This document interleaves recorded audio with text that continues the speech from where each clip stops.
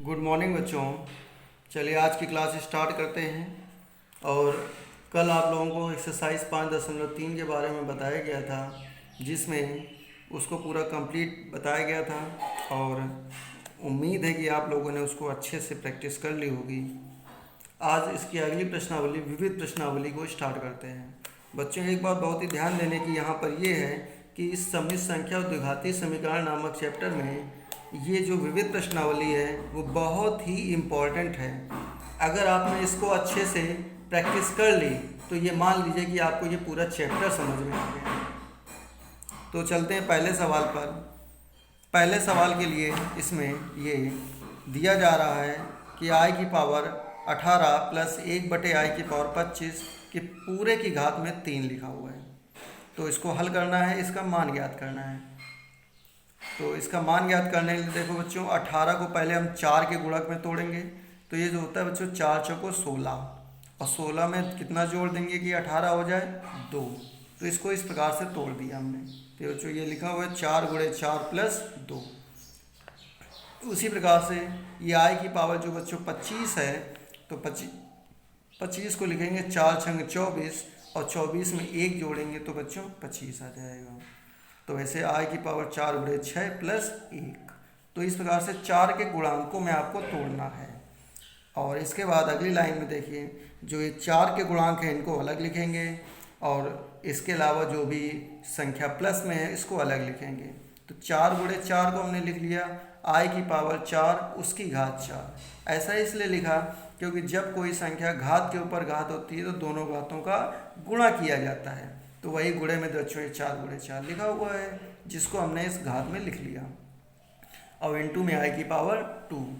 इसी प्रकार से इसको लिखा कि आई की पावर 4 उसकी पावर 6, और प्लस में जो 1 लिखा है इसको लिख दिया इनटू आई की पावर 1। ठीक है बच्चों। अब इसके बाद आई की पावर 4 जहाँ जहाँ लिखा है उसका मान 1 के बराबर होता है, और 1 की पावर कोई भी वैल्यू हो उसका मान क्या होगा 1 के बराबर आएगा। ठीक है बच्चों। तो ये वैल्यू 1 आ गई, इंटू आई स्क्वायर है, आई स्क्वायर का मान -1 होता है।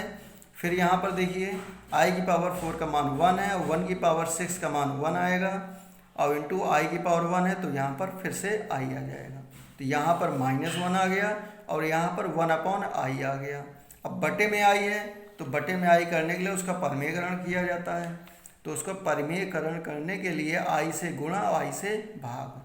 तो ऊपर जो है 1 × i करने पर i आएगा, नीचे i × i करने पर आई स्क्वायर आएगा। ठीक है बच्चों। अब आई स्क्वायर का मान -1 रखेंगे तो ये -i हो जाएगा। दोनों से हम माइनस कॉमन लेंगे बच्चों। माइनस कॉमन लेने पर माइनस का क्यूब करेंगे तो हमें बाहर माइनस मिल जाएगा, और अंदर दोनों ही मान प्लस में आ जाएंगे, यानी 1 + i का होल क्यूब।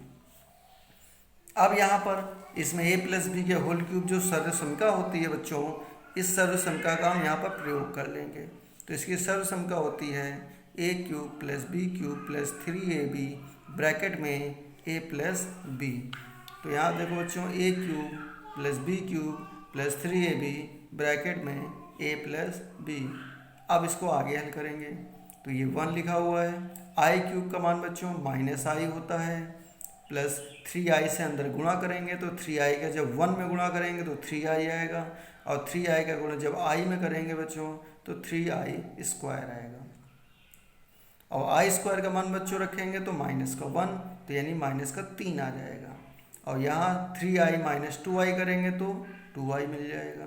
तो यानी ये टोटल वैल्यू सॉल्व होने के बाद देखिए कितनी निकल के आ रही है, 1 - 3 करने पर -2, और ये प्लस का 2i। और जो बाहर माइनस पहले से चल रहा था उसका जब अंदर गुणा कर देंगे तो ये +2 हो जाएगा, और माइनस का 2i हो जाएगा। तो ये आपका आ जाएगा सोल्यूशन।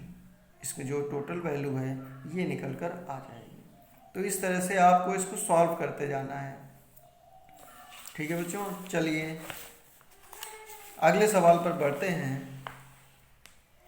दूसरा सवाल इसमें दिया जा रहा है कि हमें इसमें सिद्ध करना है कि इन्हीं दो सम्मिश्र संख्याओं z1 और z2 के लिए, किन्हीं दो सम्मिश्र संख्याओं z1 और z2 के लिए हमें ये भाग इसका सिद्ध करके दिखाना है। क्या लिखा हुआ RE होता है रियल पार्ट, मतलब वास्तविक भाग, किसका वास्तविक भाग? Z1 गुणे Z2 का, मतलब Z1 गुणे Z2 का जो वास्तविक भाग है वो किसके बराबर है?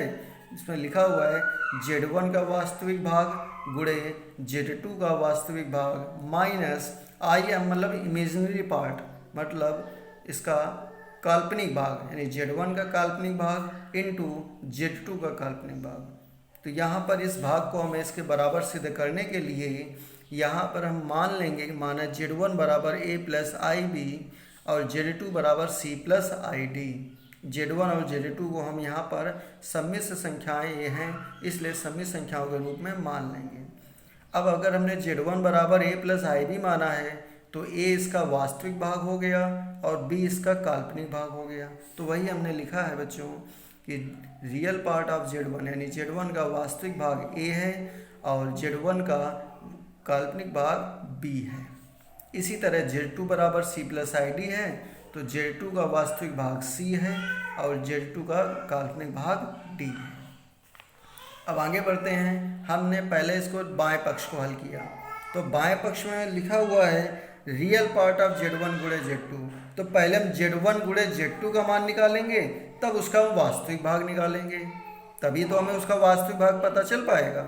इसीलिए पहले हमने क्या किया, Z1 गुणे Z2 का मान ज्ञात किया। उसके लिए जो Z1 बराबर हमने माना था, जो Z2 बराबर माना था, उनका हमने गुणा किया। तो जब उनका गुणा करेंगे तो देखो बच्चों ध्यान से, इनके गुणा करने के लिए जब C से जैसे गुणा कर रहे हैं इस तरफ, तो C से A में होगा तो AC आ जाएगा, C से B में करेंगे तो IBC आ गया। अब ID का A में गुणा करेंगे तो IAD आ गया, और ID का IB में गुणा करेंगे तो I स्क्वायर BD आ गया। ठीक बच्चों, तो AC और इन दोनों में I कॉमन ले लिया तो BC प्लस AD, और I स्क्वायर का मान -1 रखेंगे तो माइनस में BD। अब वास्तविक भाग एक साथ लिख लेते हैं, तो ये AC है और ये माइनस BD है। एक साथ लिखने पर AC माइनस BD और प्लस I में गुणे में लिखा हुआ है BC प्लस AD। तो ये तो टोटल इनका गुणनफल आ गया, लेकिन हमें पूरे गुणनफल की आवश्यकता नहीं है, हमें केवल इसके वास्तविक भाग को लिखना है। तो बच्चों यहाँ पर इसका जो वास्तविक भाग है वो है AC माइनस BD, मतलब वास्तविक भाग वो भाग होता है जो बिना I के लिखा हो, बिना I के यहाँ लिखा हुआ है AC माइनस BD। तो अब इसके राइट हैंड साइड को ले लेते हैं, चाहे राइट हैंड साइड को ले लो, चाहे यहीं से आगे बढ़ा सकते हैं। तो अगर यहीं से आगे बढ़ा दें तब भी कर सकते हैं। जैसे ये AC माइनस BD लिखा है और A किसका मान है, A देखिए बच्चों यहाँ पर Z1 का रियल पार्ट है, तो हमने A की जगह Z1 का रियल पार्ट लिख देंगे। फिर C किसका है, Z2 का रियल पार्ट है, तो C का मान किसका है, C जो है Z2 के रियल पार्ट का मान है, तो हमने इसकी जगह लिख दिया। Minus B imaginary part of Z1, इसको लिख देंगे। D imaginary part of D जो है इमेजिनरी पार्ट ऑफ Z2 है, इसको लिख देंगे। तो बस टोटल यहीं से वैल्यू राइट हैंड साइड के बराबर आ जाएगी। और चाहे तो राइट हैंड साइड लिख के उसको नोट कर लें, उनकी वैल्यू को या पुटअप कर दें। ठीक है बच्चों, तो ये आप लोगों को ऐसे सवाल को हल करना है और इन दोनों पक्षों को एक दूसरे के बराबर हल करके दिखाना है। इसी तरह से क्वेश्चन नंबर 3 की ओर बढ़ते हैं, जिसमें देखिए ये एक पूरा सवाल लिखा हुआ है और इसको मानक रूप में परिवर्तित करना है। मानक रूप में परिवर्तित करना है, तो मानक रूप में परिवर्तित करने के लिए जैसा लिखा हुआ है उसी प्रकार से हल करना है। जैसे देखिए यहाँ पर ये दो भिन्न के रूप में लिखे हुए हैं और गुणे में ये एक और भिन्न लिखी हुई है। तो पहले इन दोनों भिन्नों को हल करेंगे, ब्रैकेट के अंदर जो लिखे हुए हैं तो ये माइनस लगा के लिखा है, तो इन दोनों को हम लासा लेके हल कर लेंगे। तो इन दोनों का लासा देखो ये आ जाएगा, और ऊपर 1 प्लस I का 1 में गुणा करेंगे तो ये लिखेंगे, और 1 माइनस 4I का इसमें 2 में करेंगे तो ये वैल्यू लिखेंगे। तो -2 से इन दोनों में गुणा करेंगे और 1 से इन दोनों संख्याओं में यानी 1 प्लस I में गुणा करेंगे, तो ये अगली लाइन हमें प्राप्त हो जाएगी। नीचे वाली लाइन के लिए ये दोनों गुणे में हैं तो इनका आपस में गुणनफल कर लेंगे तो ये वैल्यू आ जाएगी। तो इस प्रकार से बच्चों इनका केवल सॉल्यूशन ये करना है हमें। तो ये उम्मीद है कि आप लोग इसको समझने का प्रयास करेंगे, और अगर सवाल ये समझ में नहीं आता है तो मुझे आप बच्चों कल के वीडियो के पहले आप इसको सूचित करिएगा, तो मैं इसको पूरा डिटेल से एक्सप्लेन कर दूंगा। ठीक है बच्चों, तो आप लोगों को ये क्वेश्चन नंबर 3 तक ये सारे सवाल हल करके लाने हैं। इसमें बच्चों ये जो क्वेश्चन नंबर, ये जो एक्सरसाइज है, ये पूरी एक्सरसाइज बहुत ही इंपॉर्टेंट है। इसको आपको मन लगा के इसको सीखना चाहिए और तैयार करने चाहिए। धन्यवाद बच्चों।